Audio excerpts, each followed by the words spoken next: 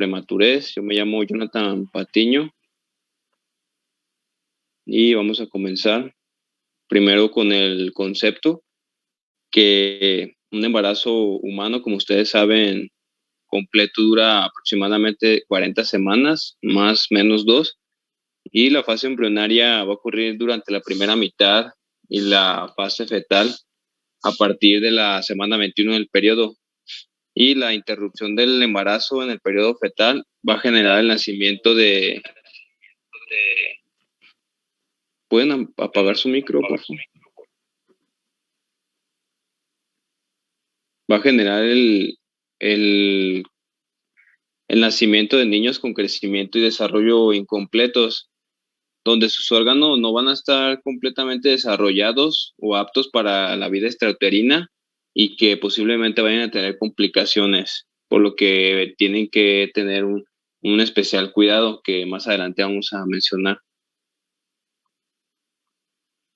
Y la OMS clasifica al prematuro o al pretérmino de entre las semanas 23 a las 27 semanas de gestación, esto independientemente del peso. Y esto la OMS lo clasifica como un trastorno relacionado con la duración corta de la gestación. Y de acuerdo con la NOM 007, eso establece que el pretérmino es el recién nacido de 28 a 27 semanas de gestación con un peso de un kilogramo a 2 kilogramos, y el recién nacido inmaduro es de la semana 22 a la 28 de gestación y que tiene un peso de entre 500 a 1000 gramos. Y también considerando la morbimortalidad va a variar de acuerdo a su edad gestacional, que el prematuro tardío va a ir entre la semana 34 a las 36 semanas de gestación, y que de aquí entre menos edad gestacional, mayor riesgo de morbilidad y mortalidad va a tener el recién nacido. Ya de aquí el prematuro moderado va a ir de la semana 32 a las 34 semanas de gestación, el prematuro extremo antes de la semana de 32 de gestación y el prematuro muy extremo antes de la 28 de gestación. Y aquí tenemos una gráfica la cual se usa en la norma oficial mexicana, y esta nos va a ayudar a clasificar al recién nacido. Esta es la clasificación de Bataglia y Lubchenco, que esto nos va a ayudar a clasificar al recién nacido de acuerdo a su peso y semana de gestación, en bajo, adecuado y alto para su edad gestacional, con divisiones de término, pretérmino y posttérmino. Y como ya les mencioné, pues también se va a usar en la NOM, por ejemplo, a un recién nacido con 36 semanas de gestación y que pesa aproximadamente 2 kilogramos. Pues, como pueden ver en la tabla, va a ser un pretérmino con peso bajo para ser pequeño para la edad gestacional. Y pues un recién nacido de aproximadamente 36 semanas de gestación también, con un peso arriba de 2,5 kilos, pues va a ser adecuado para la edad. Eso también nos va a ayudar a dar un tratamiento diferente a los recién nacidos, si son a pretérmino o si así son a término, pues solamente clasificarlos. En la epidemiología va a ser una de las principales causas de mortalidad y morbilidad en el periodo neonatal, y la incidencia de prematurez mundial va a ser del 11%, en Europa va a ser del 5%, en África va a ser mayor con un 18%, y México va a ser del 7.7%. Y la prematurez va a ser la principal causa de muerte neonatal con el 28%, más del 28%, y la mortalidad neonatal va a ser inversamente proporcional a la edad gestacional. Y este trastorno va a ser de origen multifactorial, puede ser electiva o espontánea, y gestación interrumpida va a ser secundaria a complicaciones maternas como placenta previa, desprendimiento de placenta, preeclampsia o complicaciones fetales como traumatismos o infecciones. La espontánea va a corresponder al 75% de los casos y su origen va a ser desconocido o multifactorial. Entre ellos vamos a encontrar la edad, que más adelante vamos a mencionarla también, que tiene que ser menor a 35 años y mayor a 18 años de edad. El tabaquismo, el embarazo múltiple, el parto prematuro previo o las infecciones que las infecciones van a producir un aumento de los mediadores químicos y van a iniciar el trabajo de parto, así como la ruptura de membranas, que es el más común, junto con las infecciones de vías urinarias y la cervicovaginitis.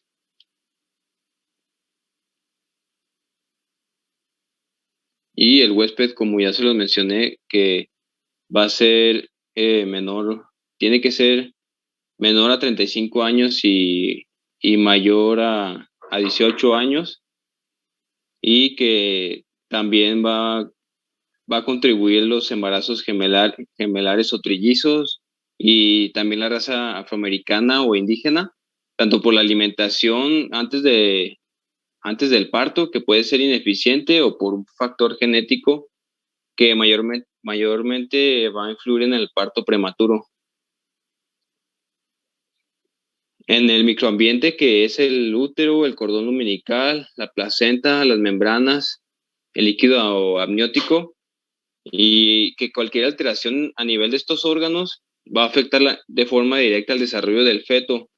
Esto puede ocasionar la terminación del embarazo. De entre los factores que podemos encontrar son los tabiques, el útero bicorne, los miomas, la incompetencia cervicouterina. Esto nos va a ocasionar una ruptura de membranas, fetos múltiples, como ya se los dije, que sean gemelos o trillizos. Y esto último va a ser más asociado a fenómenos mecánicos, ya que la sobredistensión del miometrio va a causar que se liberen prostaglandinas y conexinas, y esto va a aumentar la sensibilidad de la oxitocina en el miometrio, que va a hacer que se inicie el trabajo de parto. Y el matroambiente, que es el organismo materno con el estado físico y funcional de la madre, que entendemos que la gestante ideal va a ser una mujer eh, de 20 a 30 años, física y genéticamente bien integrada, es decir, que no tenga familiares con antecedentes de partos prematuros y sin secuelas de enfermedad, mayor a 1,51 m, ah, menor de 5 embarazos, y el periodo intergenésico, que se entiende de este como el periodo que se comprende entre un embarazo y otro. Es decir, que entre el final de un embarazo y el otro, y este tiene que ser idealmente a 2 años y menor a 5 años. Y una dieta que tiene que ser de más o menos 2.200 kilocalorías, mayormente de proteína de origen animal. Y también va a haber patologías que van a predisponer a la prematurez, como son las cardiopatías, enfermedades inmunológicas como lupus, nefropatías, enfermedades metabólicas como hipo o hipertiroidismo, tabaquismo, alcoholismo, entre otras drogas.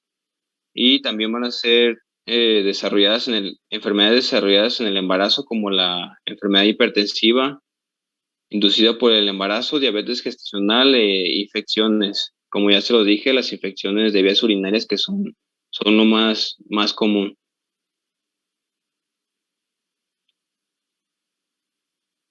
Y el macroambiente, que va a afectar tanto la escolaridad, la educación para la salud, ya sea escasa o nula, el ingreso familiar, la familia numerosa y escasos satisfactores, la ingeniería sanitaria y desarrollo ambiental comunitario deficiente, la inoportunidad en la atención médica o su calidad cuestionable, y trabajo excesivo durante la gestación.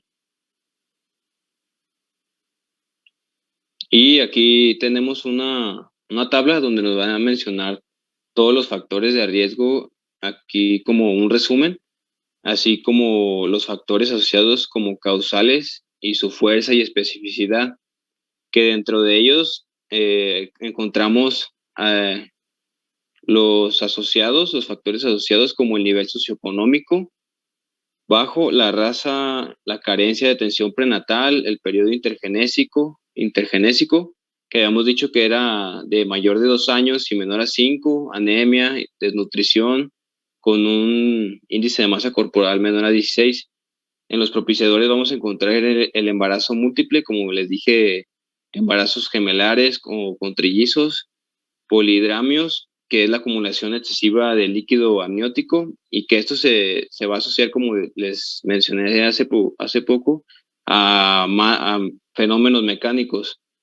También aquí tenemos anomalías congénitas del útero, como el útero bicorne, antecedentes de parto pretérmino. Y en los causales tenemos que las infecciones de vías urinarias, infecciones cervicovaginales también, ruptura prematura de membranas, estos últimos con una alta especificidad causados por fenómenos bioquímicos.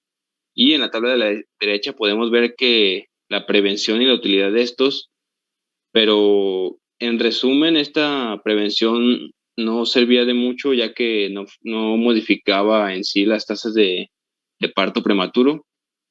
Y en el diagnóstico precoz para la educación a embarazadas, para que identificaran de forma temprana la contractilidad uterina, que no servía de nada e incluso incrementaba la atención de casos innecesarios. También la medición del cervix uterino para identificar a pacientes con incompetencia cervicuterina tampoco demostraba resultados concretos y además tenía un costo elevado.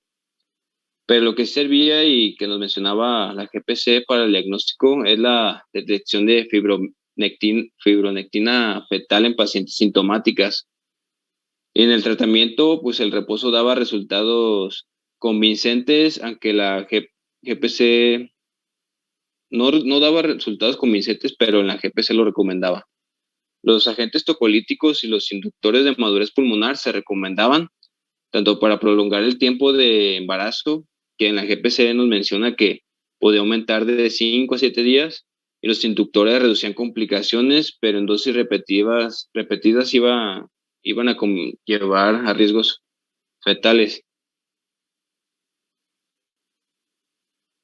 En la prevención cuidada, pues la cultura de autocuidado, educación sexual, desde el inicio de la etapa escolar para evitar los embarazos en adolescentes, el adiestramiento de competencia profesional para la atención y vigilancia de embarazo de bajo riesgo y concientizar sobre hábitos y costumbres de riesgo y sus secuelas, además de la cobertura universal de servicios de salud, vigilancia prenatal de calidad, detección de factores de riesgo, seguridad de traslado, consultas virtuales, ahora con lo del COVID, investigación y mejora continua. Esto con la finalidad de reducir la incidencia de prematurez, morbilidad y mortalidad perinatal. Y esto nos va a permitir inducir modificaciones en los estilos de vida para modificar los factores susceptibles de cambio inmediato, como por ejemplo corregir la dieta para un ingreso de proteínas mayor y advertir sobre el riesgo de tabaquismo, alcoholismo o ingestión de otras sustancias que pueden ser nocivas para la salud, además de la actividad física excesiva. Y la norma 007 y la normatividad institucional para prevenir el parto prematuro mediante la detección de la infección urinaria sintomática y su tratamiento oportuno del vaginismo y otras infecciones genitales, además de la hipertensión inducida por el embarazo, que está muy relacionado con la prematurez en México. Y pues eh, nos decía que teníamos que elegir los datos clínicos más confiables para identificar a los pacientes de riesgo, identificar los factores propiciadores, emplear pruebas con mayor sensibilidad y especificidad para identificar en etapa preclínica los embarazos con potencial de parto pretérmino, además de aplicar las intervenciones u opciones terapéuticas que modifiquen o supriman estos factores. Nos decía que podíamos utilizar también dexametasona a esa dosis, y también nos menciona que aquí en general pues nos menciona que se tiene que utilizar los mejores recursos disponibles, aunque sean muy costosos. Por ejemplo, se decía que el diagnóstico del ultrasonográfico para identificar la gestación múltiple o la medición del endocérvix uterino o la determinación de fibronectina fetal en los pacientes con síntomas tenía una sensibilidad alta y pues de ahí dar reposo y agentes tocolíticos que en la GPC recomendaba la indometacina por vía rectal o la terbutalina y el atosiban. Esto para aumentar al máximo el tiempo de gestación y de esta manera mejorar el índice de sobrevida del recién nacido. El uso de corticoides mencionaba que reducía el riesgo de complicaciones relacionadas con prematurez como el síndrome del distrés respiratorio, hemorragia intraventricular y entre otras. Y pues el recién nacido prematuro pues va a tener ciertas características como la piel fina, gelatinosa y de color rojo vinoso, que se va a ver más aparente cuando menor sea su edad gestacional, y a veces va a tener un aspecto marmoreo por la inestabilidad vasomotora, como se puede ver en la imagen de la izquierda de arriba.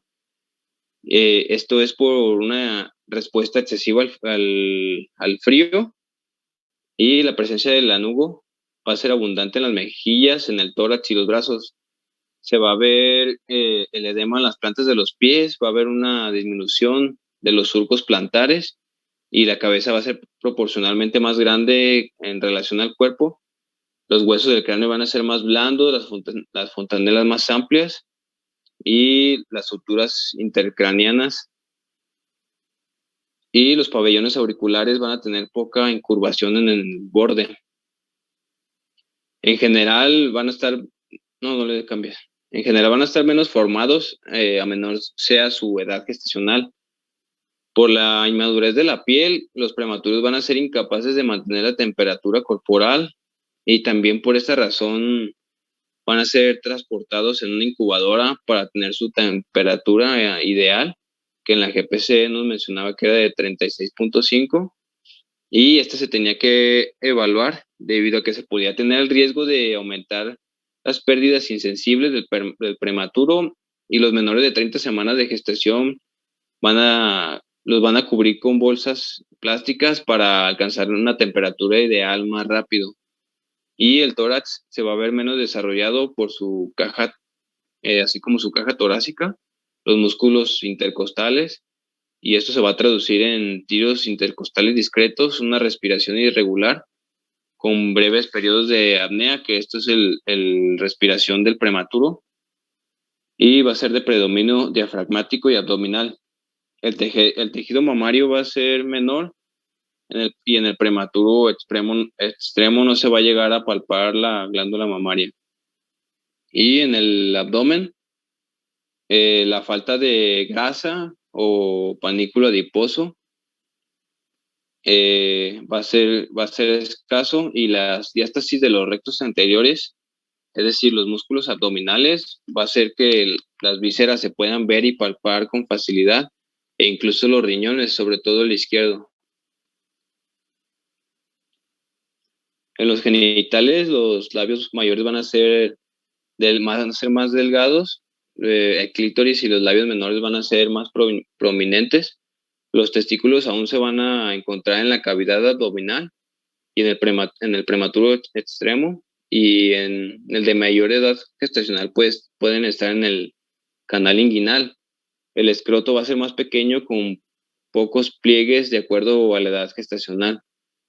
Las extremidades van a ser delgadas, en ocasiones con edema y cianosis y sin panículo adiposo y escaso desarrollo muscular. La movilidad va a ser escasa o nula en el prematuro extremo, y sus miembros van a ser hipotónicos y extendidos. va a abrir poco los párpados o puede llegar a tenerlos fusionados y el llanto va a ser débil. Los reflejos van a superciliar, nociceptivo, de deglución, de marcha, de moro, prensión, extensión cruzada y de regreso en flexión van a estar ausentes. Muchos de los reflejos primarios van a presentarse a partir de la semana 34 de gestación y a mayor edad gestacional pues van a expresarse más reflejos. Por otro lado, uno de los determinantes más importantes en el desarrollo del síndrome de distrés respiratorio va a ser el resultado de la disminución del surfactante, que va a empezar a cuantificarse entre la semana 24 a 28 de gestación, y la ictericia en el prematuro va a ser más temprana y acentuada y prolongada debido a que tiene mayor inmadurez hepática. Esto va a condicionar a mayor hipoproteinemia y sumada a la dificultad en la eliminación de los iones hidrógeno por la falta de amortiguadores y la dificultad respiratoria que tiene, va a acentuar el riesgo de cefalopatía por hiperbilirrubinemia.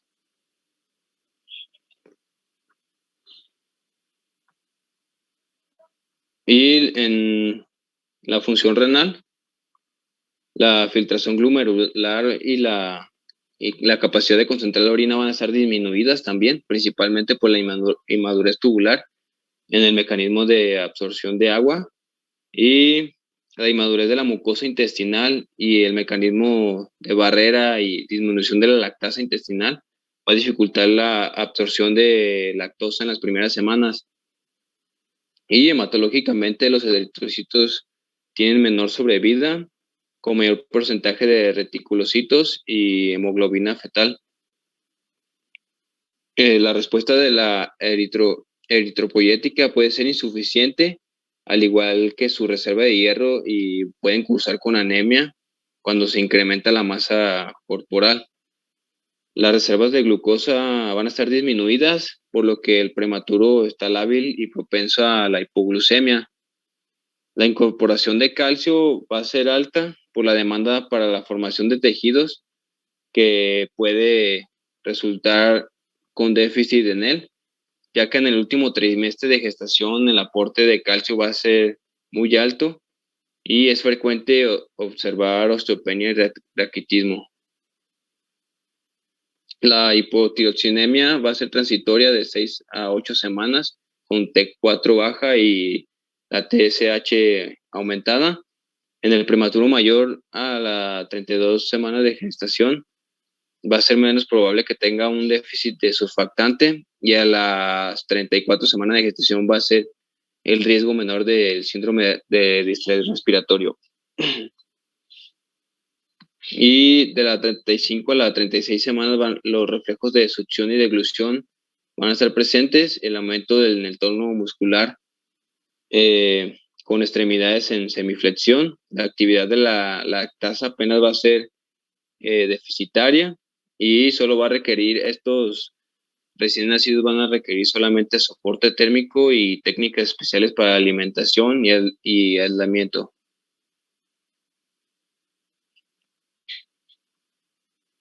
En la prevención secundaria, vamos a ver que la percepción materna del tono y la contractilidad uterina va a ser corroborada lo más rápido posible mediante un registro topográfico externo y la longitud del endocervix, luego una tocólisis a las 36 horas.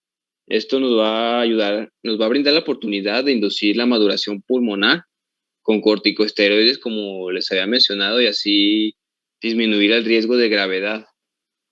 Y la operación necesaria va a evitar el trauma obstétrico en menores de 1,5 kg a las 34 semanas de gestación. Se recomienda también tener un neonatólogo para la reanimación neonatal y retrasar el pinzamiento del cordón umbilical por 45 segundos a 1 minuto. Esto para aumentar la volemia un 25% más. Y el manejo tiene que ser individualizado también. La intubación endotraqueal temprana con surfactante y ventilación con presión positiva. Primero en todos los bebés prematuros, esto lo recomendaba, e incluso con los de muy bajo peso al nacer, y los más inmaduros es de 5 a 6 centímetros de agua con un incremento de 1 a 2 centímetros. Esto va a mantener la expansión pulmonar y va a disminuir la presencia de apnea por prematurez y del síndrome de distrés respiratorio. La hora de oro en la que se va a prevenir la hemorragia ventricular, displasia broncopulmonar y retinopatía del prematuro. El soporte térmico va a ser a 36.5 grados, aumentándolo a veces a 38 grados para evitar acidosis por hipotermia y apenas y en general la mortalidad también. Y como les decía, uso de coberturas con plástico va a reducir la pérdida de líquidos y va a ayudar al recién nacido a mantener su temperatura. La saturación de oxígeno se tiene que mantener entre 90 y 95 para los recién nacidos prematuros menores a 1,5 kilos. Una vía venosa por vía umbilical. Y eso también para los que tengan síndrome de distrés respiratorio, para la toma de laboratorios continuos. El laboratorio va a ser biometría hemática, grupo sanguíneo, RH, tomar el monitoreo de la glucosa, el boom, electrolitos, calcio, bilirrubinas totales, y estos se van a repetir según la valoración de 24 a 48 horas. Y el tamiz va a ser a las 24, a las 48 y a los 14 días. Los medicamentos, pues se tiene que dar vitamina K, profilaxis oftálmica, que aquí en México la GPC nos decía que se usaba mayormente el clorafelicol, antibióticos, surfactante, cafeínas menores de 1 kilo 250 gramos para mantener la respiración y evitar los periodos de apnea, y una radiografía de tórax. En los prematuros extremos, la glucosa, los primeros minutos de vida va a ser 60 mililitros por kilo, hasta 100. En los más prematuros va a haber variaciones por las variaciones de peso y de 10 a 20% por la pérdida de peso. Esto día con día, hasta el tercer a cuarto día, y luego 140, 180 mililitros por kilo por día, ajustando según las patologías.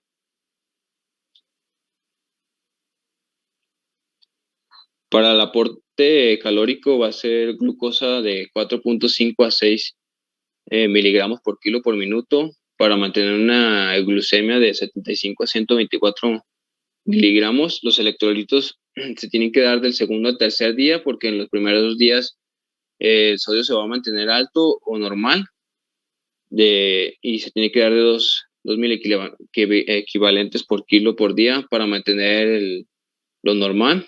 Y cuando va a entrar en fase de crecimiento rápido, van a aumentar las necesidades.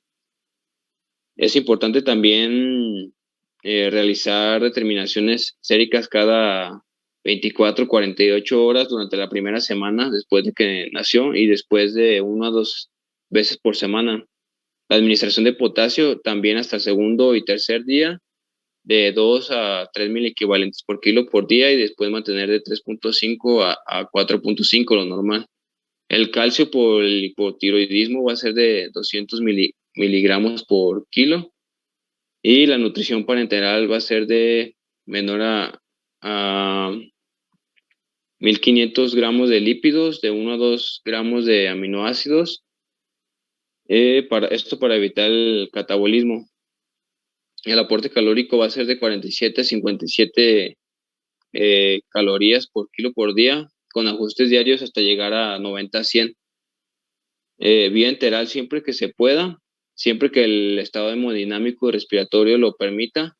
El calostro por dar siempre por sus propiedades inmunológicas, que esto va a evitar la colonización inapropiada de bacterias al tracto gastrointestinal. La alimentación teórica, de 10 mililitros por kilo por día, para incrementar la madurez intestinal, y se va a incrementar de 15 a 20 mililitros kilo por día, y cuando se llega a 100 mililitros por kilo por día se va a suspender. Y la fórmula para prematuros, si no se cuenta con leche o si hay una contraindicación. En prematuros estables o de muy bajo peso al nacer, la vía enteral de 6 a 12 horas con 15 a 20 mililitros por kilo por día, con incrementos graduales de 15 y 30 mililitros. Y valorar el residuo gástrico y sus características como el vómito. La fototerapia, de acuerdo a las curvas de hiperbilirubinemia en la semana 35 de gestación, y el conducto arterioso para el tratamiento del prematuro.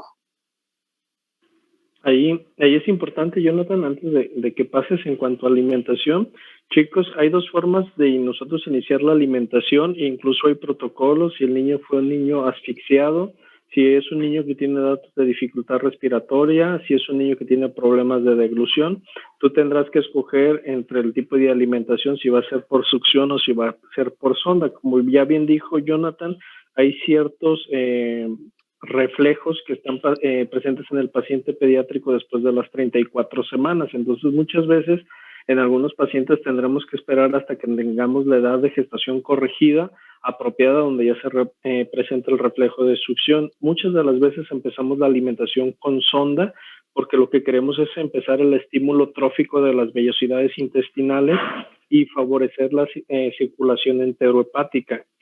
Generalmente en los pacientes puede ser que lo iniciemos en infusión continua o que lo empecemos en bolos, que eso es un punto importante. Lo más fisiológico para un paciente es que la alimentación sea en bolos, como lo hacemos, como deberían de estar comiendo cada 2 o cada 3 horas. Eso sería lo más fisiológico para el paciente, pero hay ciertos pacientes que si tuvieron datos de hipoxia perinatal, si tuvieron datos de enterocolitis necrotizante, si tuvieron alguna situación de riesgo, entonces tienes que empezar un poquito más lento y por eso empiezas en infusión continua. En algunos lugares se puede iniciar infusión continua desde con solución glucosada al 5%, en algunos incluso se han mencionado vidazo oral, pero si no puede ser solución glucosada, y generalmente empiezas con 0.5 o 1 mililitro por kilo de peso por hora, y puedes irlo aumentando. Son las dos formas, a veces depende de la escuela. Uno los manejan como mililitro kilo hora y otros los manejan mililitros kilo día. A final de cuentas, cuando haces la conversión es lo mismo. Si es 1 mililitro kilo día, es prácticamente lo mismo que 25 mililitros, kilo hora, es lo mismo que 25 mililitros kilo día. Entonces, generalmente ese incremento se va haciendo gradual y lo vas aumentando por día, generalmente 1 mililitro por kilo por hora por día. Entonces a veces empiezas en 25 mililitros kilo día, después empiezas con 50, 75, 100 mililitros, y puedes ir progresando hasta que a lo mejor el aporte de líquido sea el total que requiere tu paciente y tú solo tengas soluciones parenterales para mantener vena permeable y probablemente para administrar antibióticos, que eso es un punto importante. Sí, y también vienen las alimentaciones mixtas, y esto se los comento, digo, porque a lo mejor en los temas que vamos a ver no nos vamos a meter muy a fondo en eso, y ahorita pues vamos muy bien con las generalidades, pero habrá pacientes, por ejemplo, que se inician con nutrición parenteral y se va combinando la alimentación bienteral. Cuando tú ya tienes el mayor porcentaje o los mililitros por kilo por día que le pasas en la NPT son menor de 60 o a 40 mililitros por kilo por día, entonces tú ya dejas toda la alimentación bienteral o con soluciones y quitas la nutrición parenteral. Sí, porque eso es importante también saber cuándo vamos a hacer las transiciones y cómo vamos a hacer el destete. A final de cuentas, lo que queremos es que el paciente se vaya pues lo más normal o como debería de estar siendo alimentado en casa. ¿Sí? Adelante, Jonathan. Sí, aquí también algo que se me olvidó mencionar es que en la GPC nos decía que en menores de 30 semanas de gestación nos decía que se tenía que usar de preferencia la alimentación vía orogástrica, esto porque los reflejos pues no estaban presentes, y además porque tenía pues los periodos de apnea, el prematuro, y que esto era, como usted nos dice, que era en bolo, no, que era más recomendable en bolo que en infusión continua porque pues tardaba más la infusión continua y además pues esto se tenía que retirar ya cuando el prematuro podía alimentarse, podía succionar solo, pues, y también nos mencionaba que se podía utilizar la succión con no nutricional, así lo mencionaba, para estimular como este reflejo. Y ya la unidad de cuidados intensivos neonatales se debe de contar con un espacio suficiente para evitar el hacinamiento, que tiene que ser de 3.5 metros cuadrados, con un pasillo central de enfermeras, cuarto clínico y servicios de apoyo. Las paredes, el piso y el techo tienen que ser de un material que absorba el ruido con niveles de hasta 80 decibelios.